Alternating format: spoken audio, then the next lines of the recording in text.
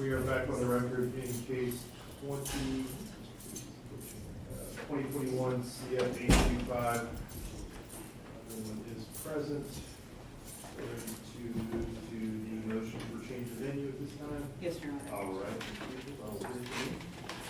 Your Honor, the defendant is moving my motion for change of venue from St. Johns County to outside of the Seventh Circuit.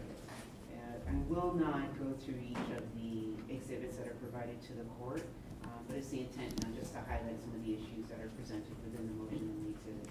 So we have certificates of good faith from the defendant, from counsel, and from members of the community. In this particular instance, on this instant case, it starts on May 9th, Mother's Day. An Amber Alert goes out throughout the entire community. So all of St. Johns County is aware of this case. And that day in particular is very poignant in how this case is publicized and the media attention to it and the discussion in the community about this case. My client, Aiden Fucci, was arrested. And again, there's a media blitz in terms of his image in the back of a police car, and some Snapchat images are then proliferated amongst the community. And yes, it does go beyond St. John's. There's a lot of attention, even now in court. There's media here on this particular case. It's not the only case or the only homicide case that the media shows up on, but the difference here is in terms of the volume. So within the exhibits before the court is a summary of some of the I think it was Doug's having a hard time hearing. I'm You just just try to trying to- speak into that microphone. I can get that's fine. Okay.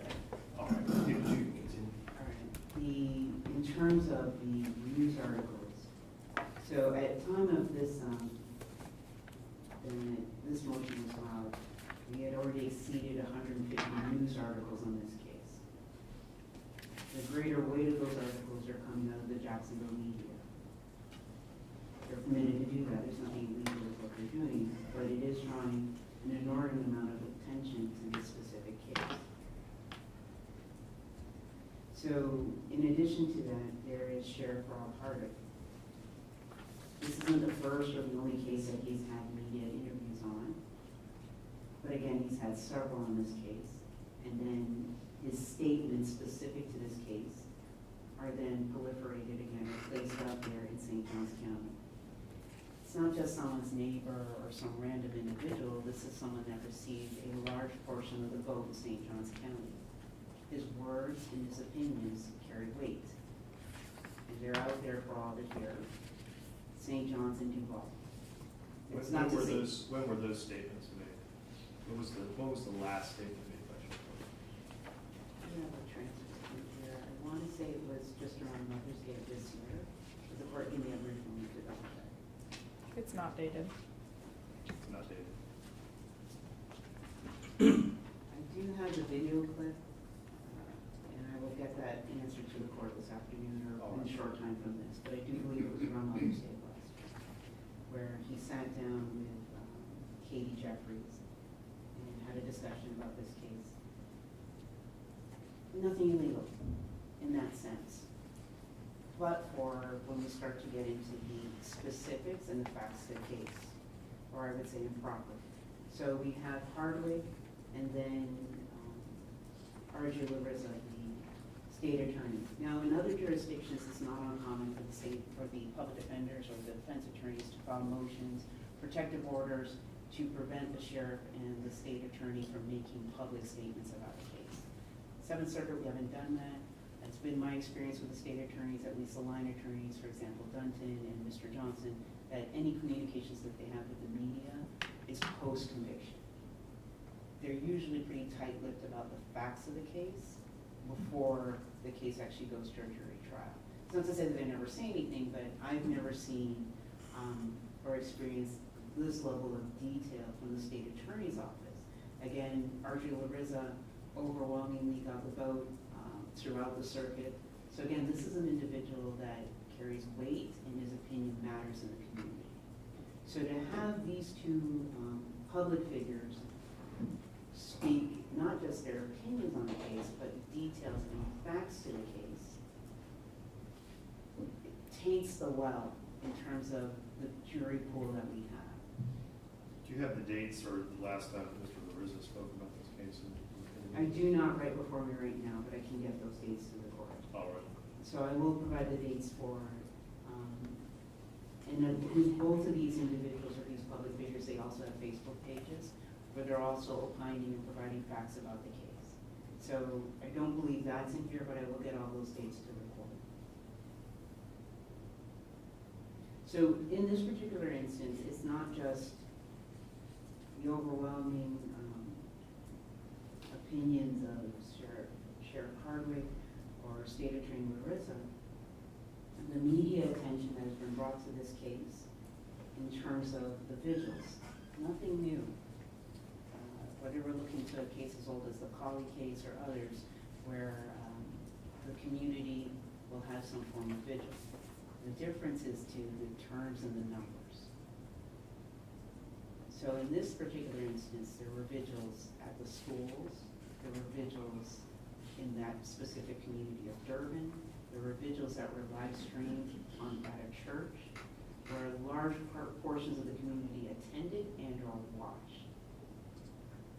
And then it continues in terms of the fame or the notoriety of this particular case is so great that there's even fake pages on Amazon where they were selling images of the decedent.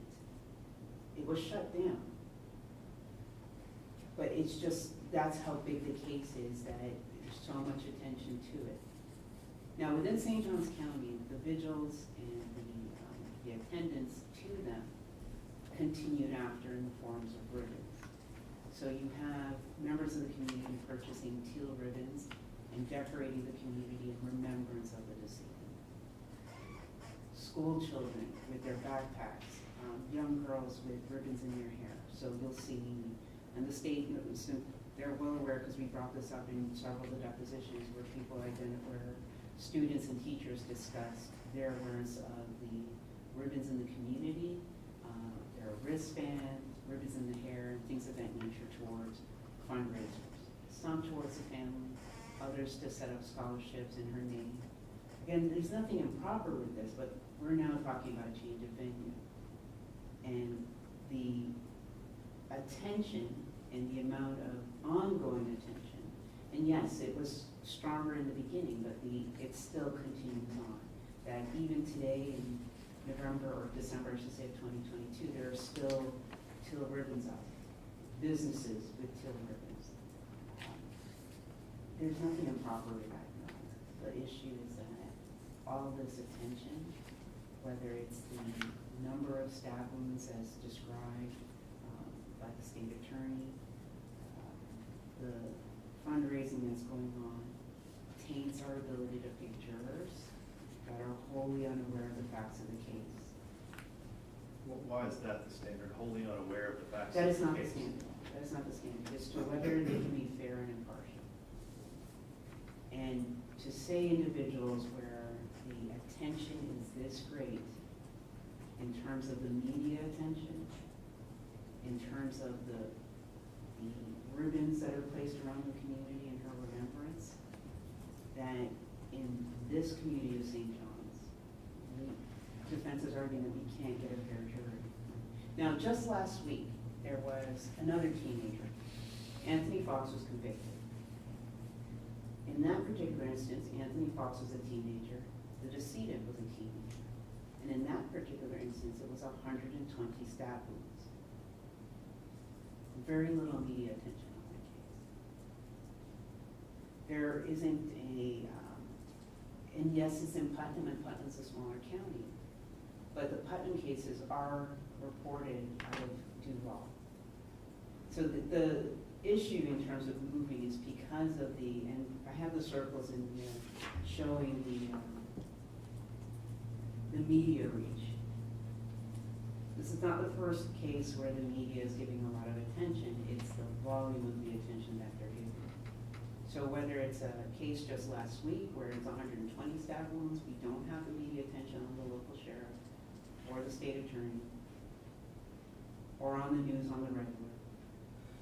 In the sense that whether we come in here for a pretrial hearing or ask for a continuance, there are hours or a lot of time, I should say, dedicated to each hearing we're in court on this case because of the media attention, to the point that salient facts of the case are well known in the community.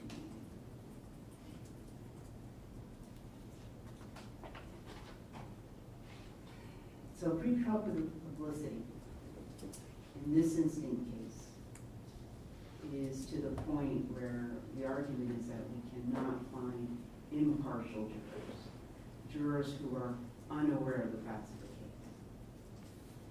Jurors, whether it's in Putnam, because even in that last case I just referenced, the Anthony Fox case, the commentary even in Putnam is referencing the Fucci case in the conviction on Anthony Fox.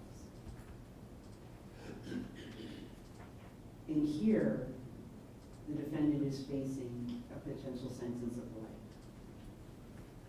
So there is case law that's provided that Mr. Aiden Fucci is guaranteed a presumption of innocence. That has been thoroughly done away with by the statements of the state attorney and the sheriff. He has a constitutional right to a fair trial.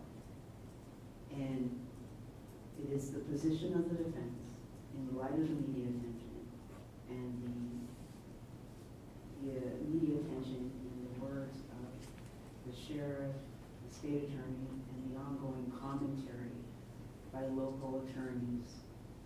It's not only local attorneys, but just the ongoing commentary about this case, that Aiden Fucci in this particular county cannot get a fair trial.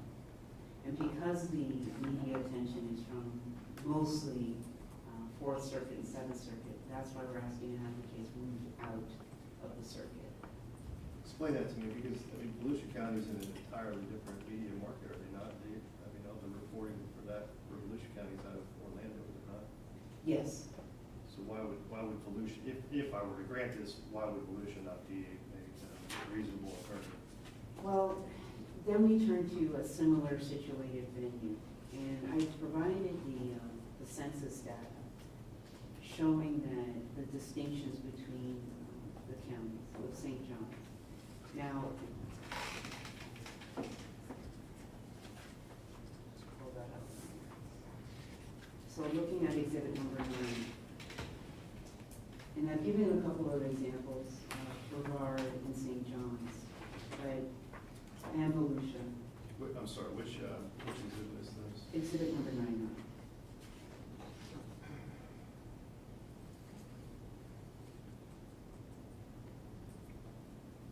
So there are distinctions in terms of the population.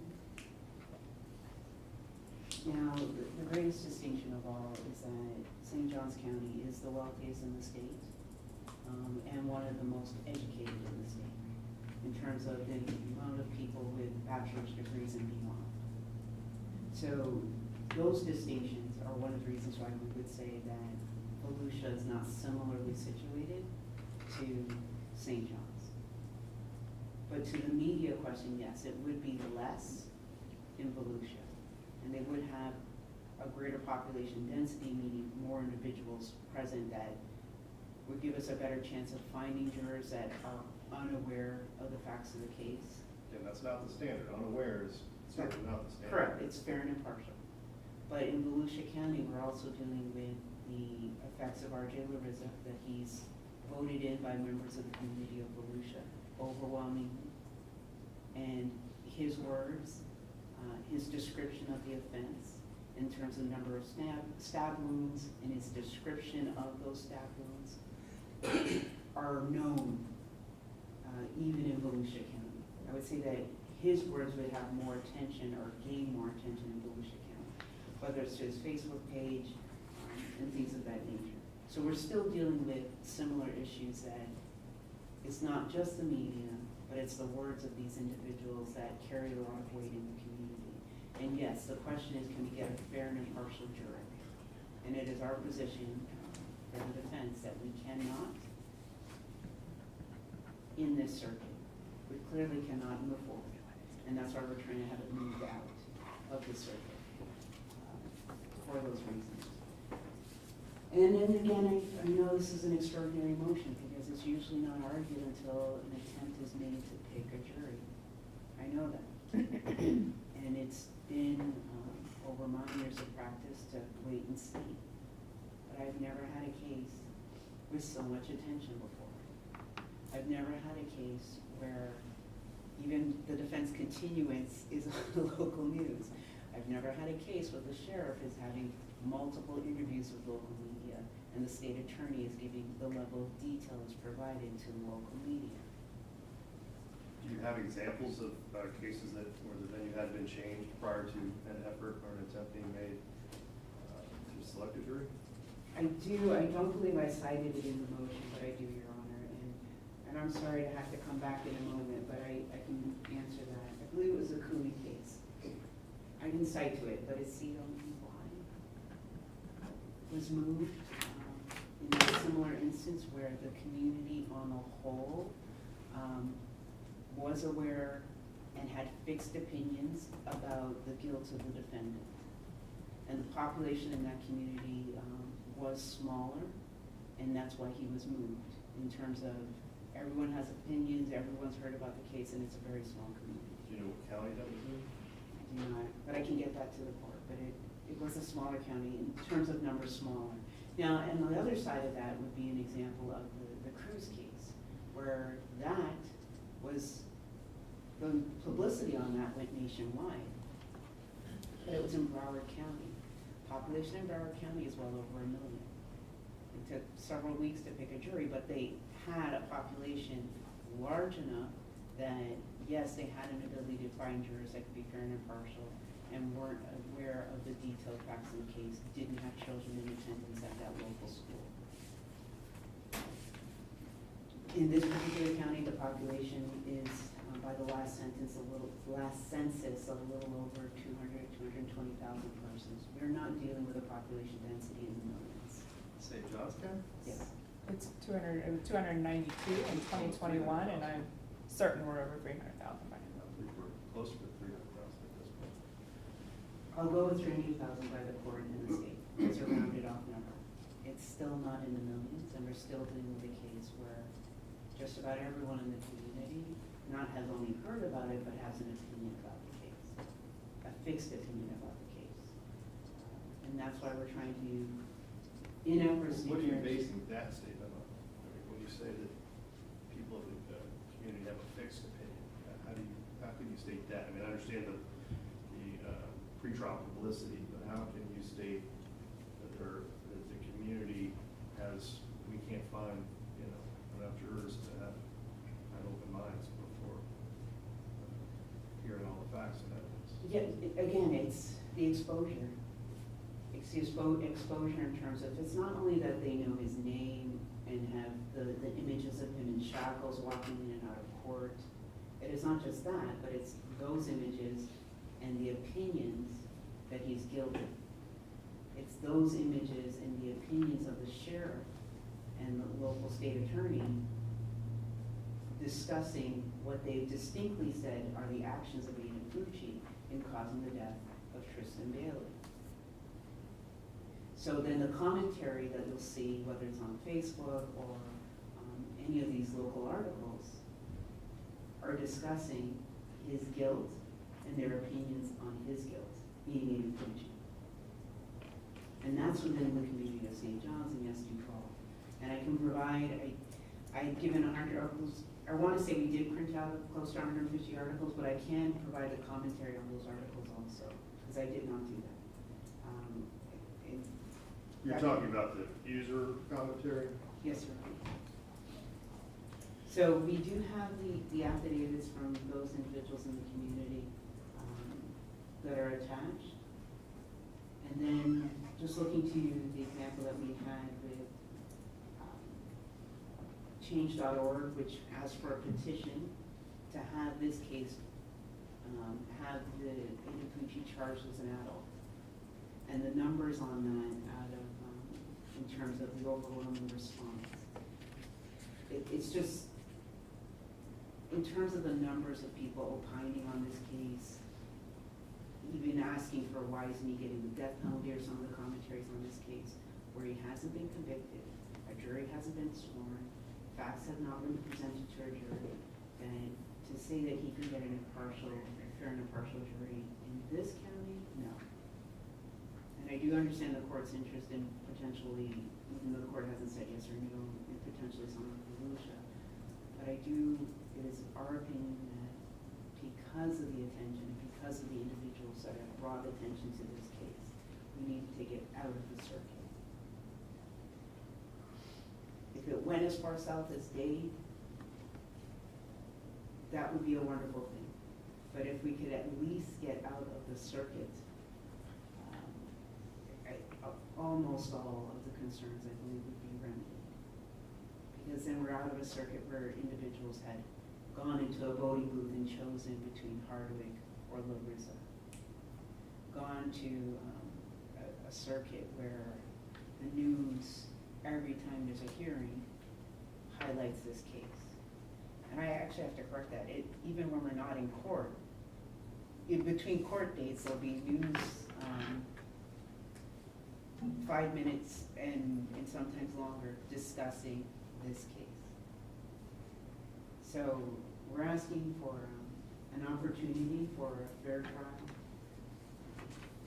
a constitutional right that he has to a fair trial, and then he would have an opportunity for effective assistance of counsel, where even some of the motions that we file or don't file is impacted by the media attention on this case.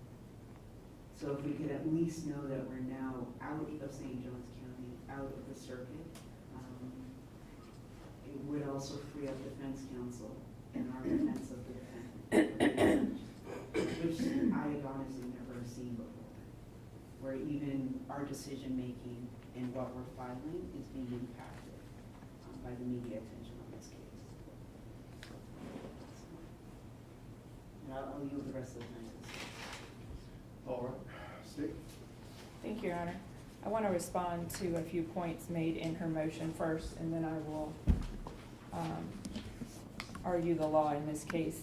Your Honor, counsel referred several times to affidavits that she attached, which is a requirement under the statute. I would just point out that there were only 2 affidavits presented, from which they're not limited. They could present as many affidavits as they wanted from members of the community, and one of those affidavits is actually from a retired former member and attorney with the Public Defender's Office. So those are the 2, there's 2 affidavits presented in support as far as evidence from community members as to actual opinions.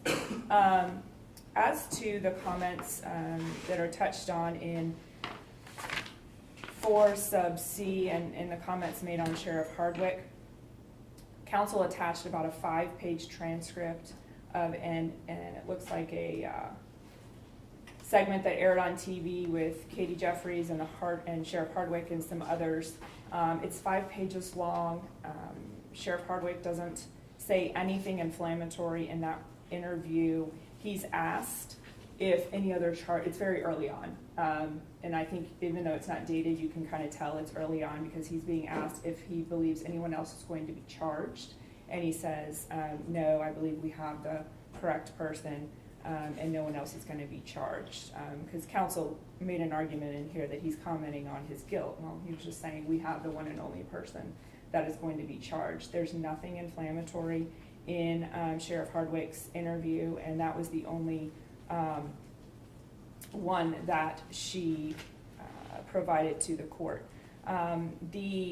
A large amount of the memorials and everything that she cited in Defense Exhibit 7, if you look at the dates, those all occurred within a week of the homicide. All of those events, funerals, vigils, and other things, mostly occurred within a week of the homicide, and there's no evidence as to the number of persons that obviously attended those. I am certain those questions would be asked in a jury selection. She's asking them also in deposition to see what witnesses participated in what community events, which obviously could play a part into jurors that are selected or not. The teal ribbons, I think those have been isolated to the northwest part of the county. Typically, to be quite honest, I've never seen one south of the courthouse, you know, here in this part of the community. We have a large county. It does appear that those ribbons and things like that are exclusive to our northwestern quadrant of the county. And she's asking members about the ribbons and participation in these things. She's asking the witnesses that are in deposition. And yes, a lot of them are involved in these. Well, there are people very close to the case for one reason or the other. They're classmates of Tristyn, they're neighbors and friends of Tristyn, they're teachers. So it's not surprising that the witnesses in deposition have attended those things. And I don't believe that's an accurate representation, obviously, of our population as a whole. Mr. Larizza's comments, just quickly. I believe the only press conference, and if council has evidence to the contrary, is the very first press conference that was done after indictment in May of 2021. Mr. Larizza made a comment as to the number of stab wounds, which obviously was immediately public record as soon as an autopsy report was published. I highly believe that the media would have covered that information, whether Mr. Larizza said it or not in a press conference. So he mentioned the number of stab wounds. He mentioned, she cites in here, statements that Mr. Fucci made to friends that may lend to premeditation. Also information that all under public records law had to be given to the media. I think Mr. Larizza used the word horrific, and that was all to describe the crime. As far as inflammatory things that the court can take into consideration, that was the only sort of descriptive word in that press conference. And Ms. Peoples is commenting on Mr. Larizza and Mr. Hardwick and their constant, which I don't believe the evidence supports constant, comments on this case and in interviews and on social media. As to the state attorney's office, we have a Facebook page. It was created in April of this year. It has 930 followers, and we have never commented on our Facebook page about this case. What is interestingly lacking in this motion, and I believe, and as it's common knowledge, it should be mentioned, is the public defender's office earlier this year hired a company to do polling in this county. So the public defender's office, not the media, not the state attorney's office, not the sheriff's office, hired a company to personally reach out to every voter in this county to seek their opinion on this case. Now that information is not in this motion, but that's actually individually drawing attention to this case of potential jury veneer that may not have known about it. Those were actions by the public defender's office. So I wanted to mention that because I don't think it should go unnoted as far as that was a personal reach out by this office to gauge opinion that now is not included in this motion. As to the change.org petition, I just wanted to point out there's 9,000 persons in St. Johns County that got involved in that. That is approximately 3% of our population. And Your Honor, so just responding in that way Say to, that again? so there was a change.org petition that was How many people on it? St. Johns County residents, people that self-reported, only 9,000 on the whole petition. And then I'm comparing that to our population, which is about 3%. And that petition was to encourage our office to charge him as an adult. So Your Honor, I know you're aware of the law, but I just would remind the court, our position is obviously that this motion is premature and there has been no great presumption presented of partiality against Aiden Fucci.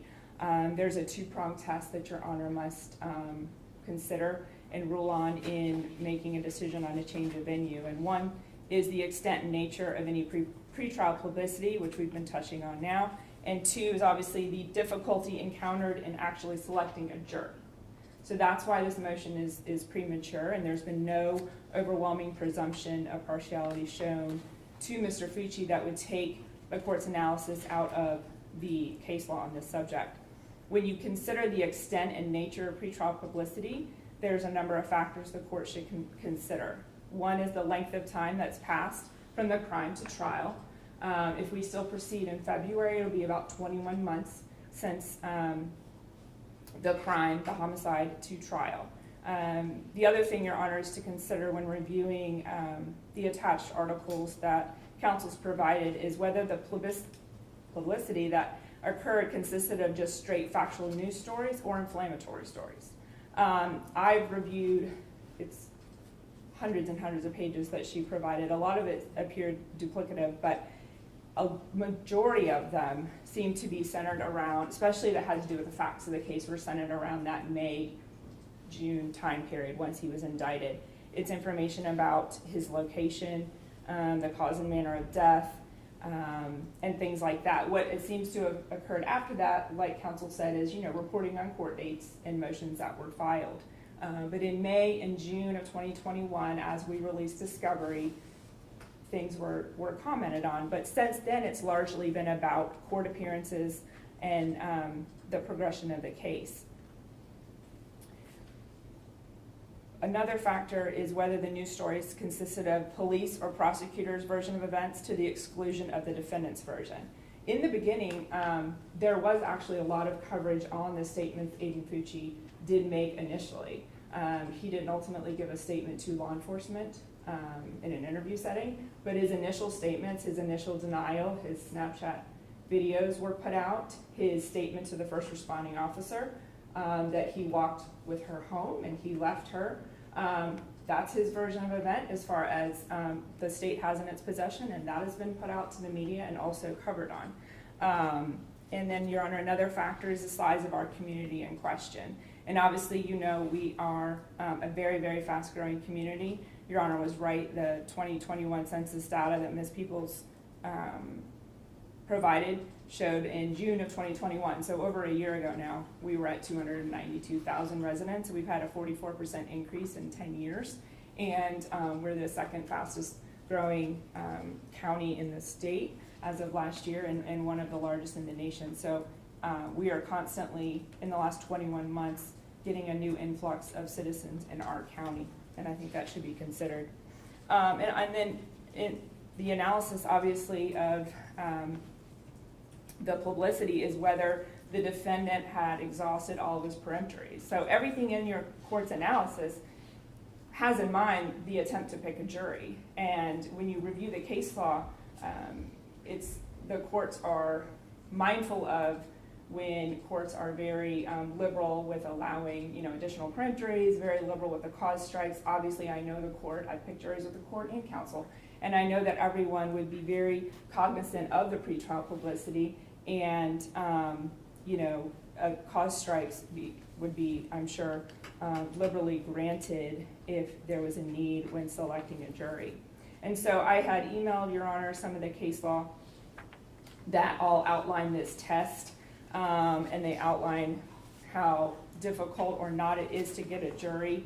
I would just comment on a few cases I sent over. Copeland v. State, that was a case in small rural Wakulla County where a 19-year-old waitress was murdered.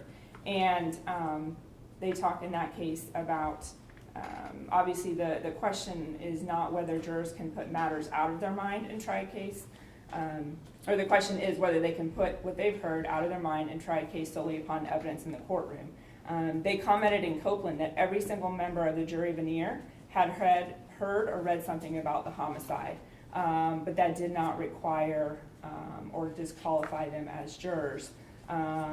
In Rowling v. State, Your Honor, which is the Danny Rowling case where he killed 5 UF college students, obviously extremely high-profile case, and they again comment, State acknowledged massive media interest, but argued that again, it's been straightforward news stories talking about facts of the case, nothing inflammatory. The court took extraordinary measures to ensure jurors that were sat were fair and impartial, and the court reminded us that jurors need not be totally ignorant of the facts of the case, nor do they need to be free from any preconceived notion. That would be an impossible standard to apply. People are going to have even initial preconceived notions. The question is can you genuinely pick persons that can set that aside and only rely on what they've heard in court and not maybe what they've heard in the news? That's the standard. And then again, lastly, Your Honor, I just mentioned DuBose v. State, which is a Jacksonville case where a little 8-year-old girl was killed by DuBose and some of his brothers. I mentioned that one simply because they specifically cited to some of the inflammatory comments by a Jacksonville Sheriff's Office representative. And in that case, someone from the Sheriff's Office in the media would refer to the DuBose brothers as miscreants, a menace to society, constantly say their behavior was despicable, stated they were in the right place in jail, and there had been some of those articles and interviews, and the court said that those remarks did not require the case to be moved. It didn't qualify for particularly hostile or inflammatory. So again, our position is that this motion is premature. We should have an opportunity to attempt to select a jury in this case, and there's been no presumption of partiality shown against Mr. Aiden Fucci. Thank you, State. Just briefly, Your Honor, Speak, please. the, two of the cases that the state has provided are from, I believe, 84 and 94. And don't take into account Please speak in that microphone for me. Thank you. sorry, 84 and 94, and don't take into, 84 and 97, not taking into account the impact and the effects of social media, which we have in this particular instance.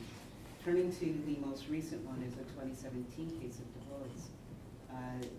And as the state mentioned, the issue there is local prejudice of an officer. It wasn't the sheriff, and it's not an individual that carries the weight of Sheriff Hardwick. So there has been some time since this offense. It's, the offense date is May of 2021. But the attention continues. Even on the 28th of November, Sheriff Hardwick was commenting on the motion in local media on November 28th about the motion to change custody. It was just 2 weeks ago. So we're still having commentary by the local sheriff on this case that's impacting the views and opinions of the community. The statements of, and I know it's in here, but just to be clear, the statements of Larissa is that it's premeditation, could only be inferred. And then he describes the numbers as 114, and then he goes on to describe the stabbing action within the video. And just the fact that she had been, I'm quoting again now, just the fact that she'd been stabbed 114 times, 14 or 114 times, as a reason why this is premeditated murder. That's the elected state attorney. So we have an issue where the publicity is great. And the distinction was drawn with the three cases that are all out of St. Johns County, of Kevin Williams and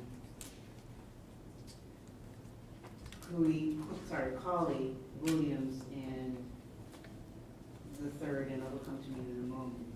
With these three cases, Your Honor, we had local media coverage that totaled about 15 articles.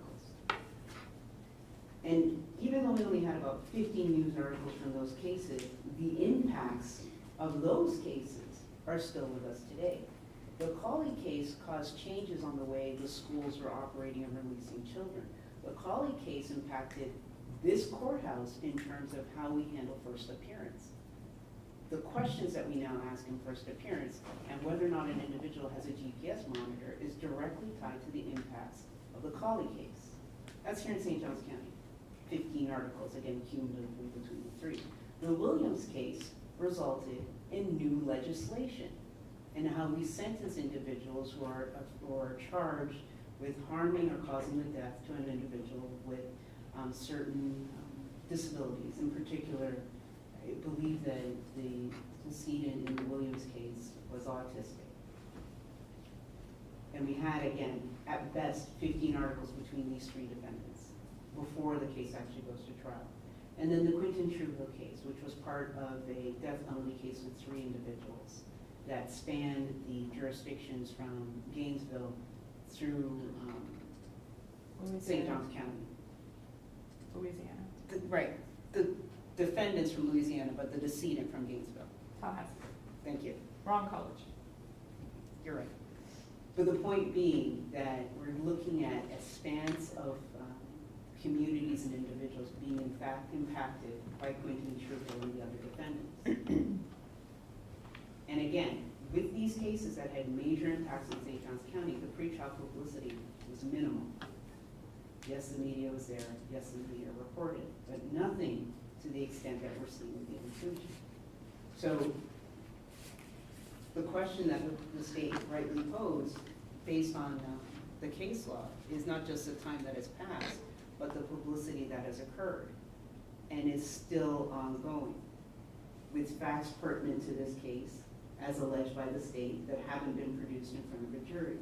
Police opinion and state attorney opinion, and even statements by the defendant that may or may not be presented in trial are well known within St. Johns County.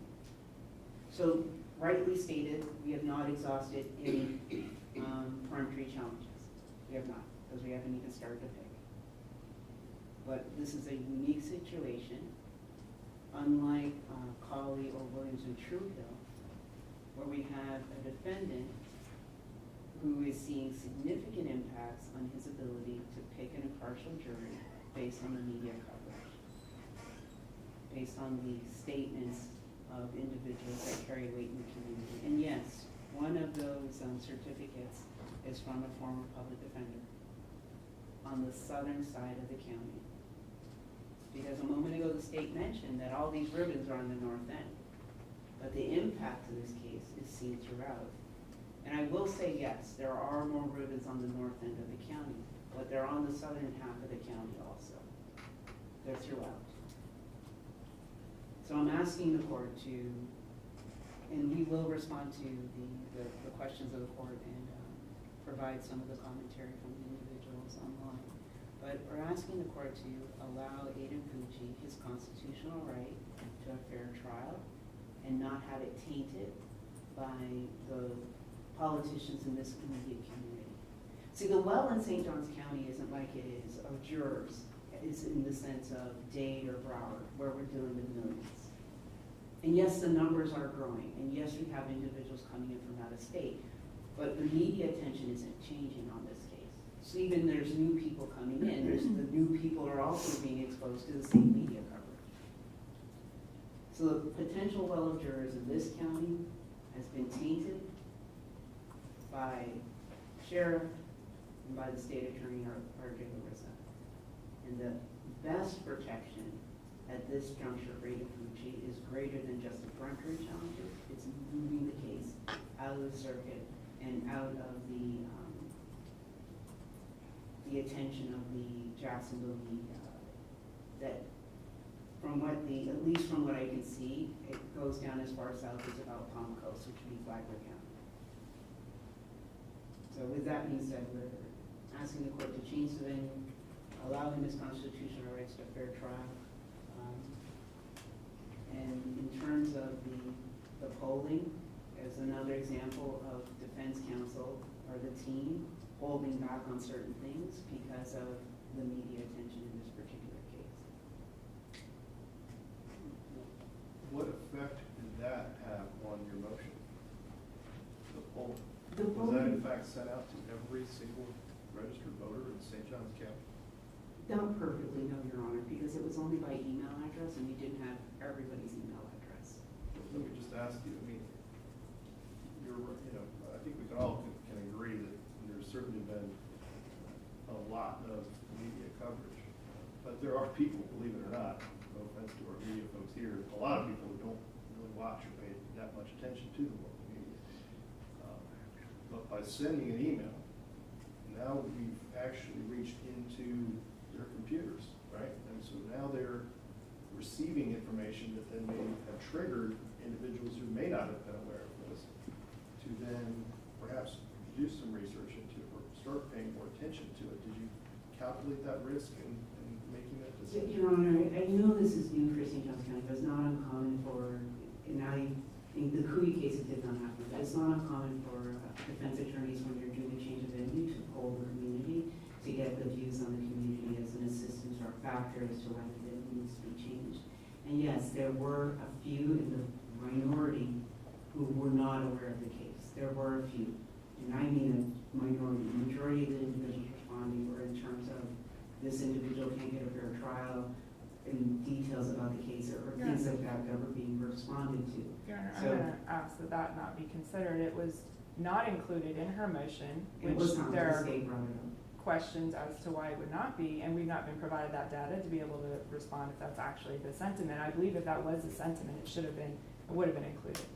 So I'm just responding because the state did bring it up. So in terms of whether it's the polling data or motions, that there are impacts on how we're approaching this case that I have not experienced before. So again, and that would come back into effective assistance of counsel, that it's affecting our defense of Aiden Fucci. That what we say and do is being reported or misunderstood or misconstrued.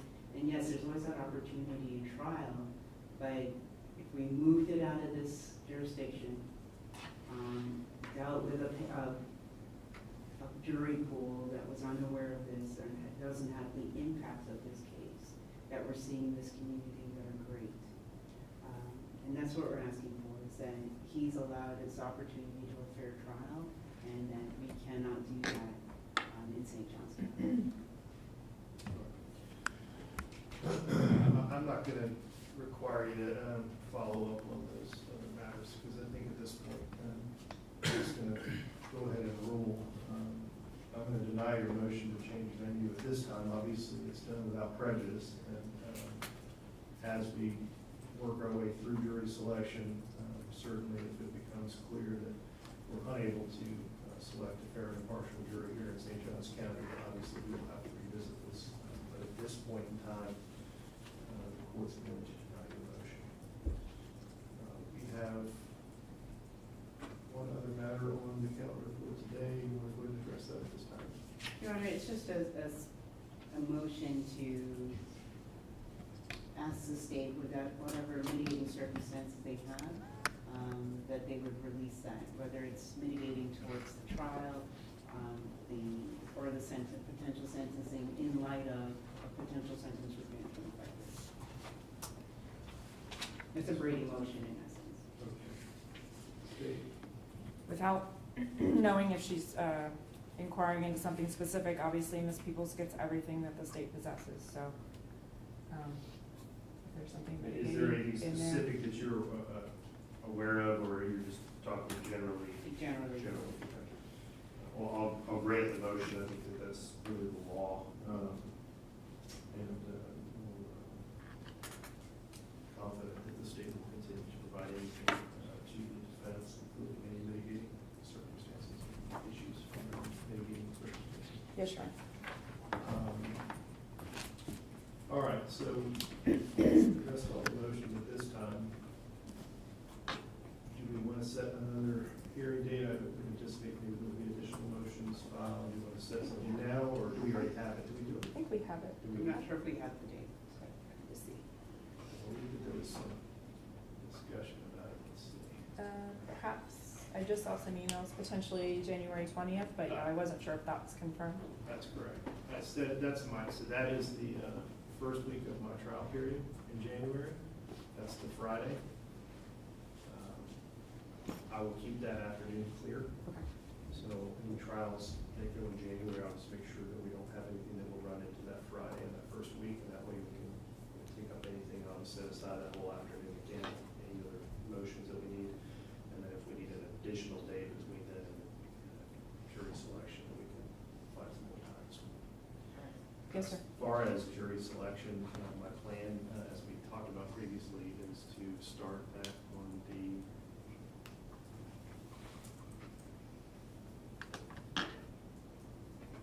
th of February, that Monday, and then we'll just bring jurors in probably Monday, Tuesday, Wednesday of that week, and see how things are progressing. The question I have is, when would you all be ready to start the trial? If we were able to get a jury, say by, let's say by Tuesday, if that happens, would we need to come back the following Monday, or? I mean, I I would, don't anticipate we have one. Well, I don't know at this point. right. I would, I mean, I'll do whatever the court, if the court wanted to preset a time, or if you just want us to be flexible, I can make sure everyone's sort of ready end of that first week, just in case we get one, maybe by Wednesday or Thursday. May I suggest, or do you know if your honor's gonna do, sort of like with the death penalty cases, since we're gonna have extensive questioning, like a panel Monday morning and then Tuesday lunch, almost like a day and a half, We're or gonna do it that we way. can do it, I think that would be best. Because we probably agree. should handle some of those initial issues first and Well, clear. and talk about this, but the way that I have conducted cases that have received a lot of pretrial publicity is we didn't do a full examination of all the potential jurors. We just kind of hit on the media exposure Right. first, Right. and then just kind of sift people out, and then until we get, Okay. a good group. So will that, I don't know that that will take a full day and a half. No. Now, if, with that suggestion, then if we have one panel in the morning, one in the afternoon, with just that question, and then whoever's left, they could come in on the Tuesday, and we could actually inquire them on everything else. Unless that's too quickly, but I do anticipate just the media question to like reduce the numbers greatly. Yeah, I think it depends on how many people we want to work with to begin with. Right, I mean, if we had some, we can fit about 60 some odd in here, I think. yeah. And then if you're down to 30, yeah, the question is, then do you Go just back. send them home and do another? Yeah, I think that would make the most amount of sense. Right. And then bring them all back, if we get to a point where we've eliminated that issue for cause challenges. So, my plan is to bring them in Monday morning.